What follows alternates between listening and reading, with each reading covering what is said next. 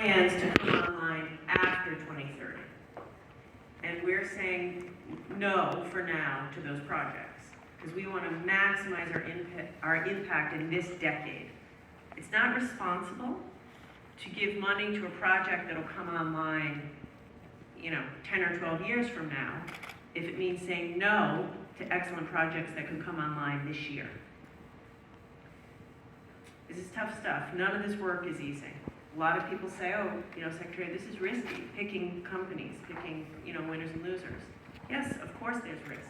But I'll tell you this, there's way more risk in doing nothing. We were headed down a path of much greater national security risk before President Biden had the courage to fight for these investments as part of his overall Investing in America agenda.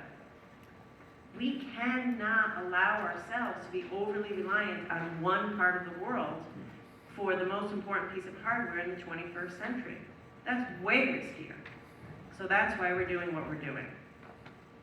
Last year, I said the goal of, when we're all said and done with this CHIPS initiative, is to have at least 2 new large-scale clusters of leading-edge logic fabs. Each of those clusters employing thousands of workers. I'm pleased to tell you today, we expect to exceed that target. Now that we've seen the applications, the way industry's responded, I think we're going to do better than what we told you we would do a year ago. We think our investments in leading-edge logic chips, leading-edge logic chip manufacturing, will put this country on track to produce roughly 20% of the world's leading-edge logic chips by the end of the decade.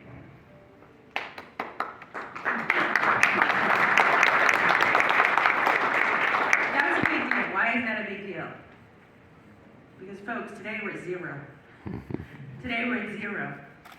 So a year ago, before we saw the applications, I didn't know exactly what we were thinking. We said we want at least 2 ecosystems. And today I'm confidently standing before you to say by the end of the decade, we're going to go from 0 to 20% of leading edge built in the United States of America. And supply chains will also come along with that. Supply chains can no longer be as vulnerable to geopolitical challenges as they are today. We also believe we will be successful in having leading edge memory, which is also a critical input for AI systems, right here in the United States. Excuse me.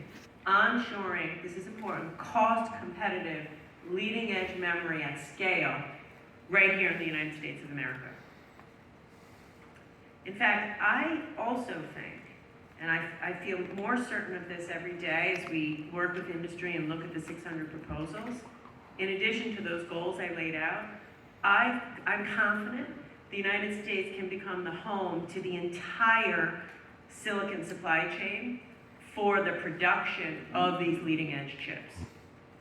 From polysilicon production to wafer manufacturing to fabrication to advanced packaging. That's the game, by the way. When I say let's be bold, this is not build a few new fabs and call it a day. No, soup to nuts. Polysilicon to advanced packaging, everything in between, including R&D in the United States. And to those of you now with the bubble over your head saying, Secretary, what about mature node? We're on that too.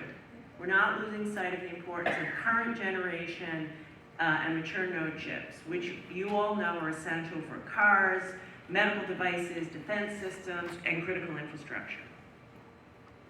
Just think back to a minute ago of the pandemic. We were furloughing tens of thousands of workers from car companies for lack of a single legacy chip. We have got to improve the fragility of that supply chain, and we will do that. Already, to date, we've made 3 announcements of investments in current and mature chip companies, BAE, Microchip, and Global Foundries. Not quite $2 billion, over $1.5 billion. And we're going to continue to announce additional investments in current mature production to make sure we have a domestic supply of these critical chips. So I'll end with this. if